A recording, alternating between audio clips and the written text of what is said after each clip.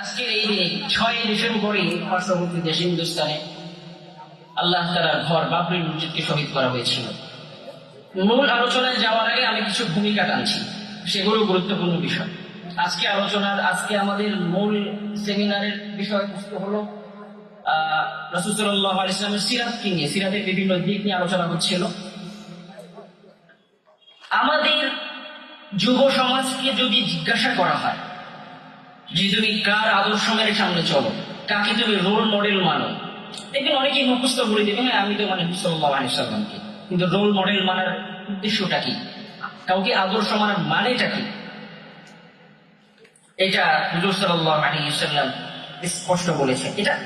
এটা মৌলিকভাবে আল্লাহ তাআলা স্পষ্ট বলেছেন কোরআনুল কারীমের মধ্যে, কুল ইন কুনতুম তুহিব্বুনাল্লাহ ফাত্তাবিউনি ইউহিব্বুকুমুল্লাহ। নবী আপনি বলে দিন ইন কুনতুম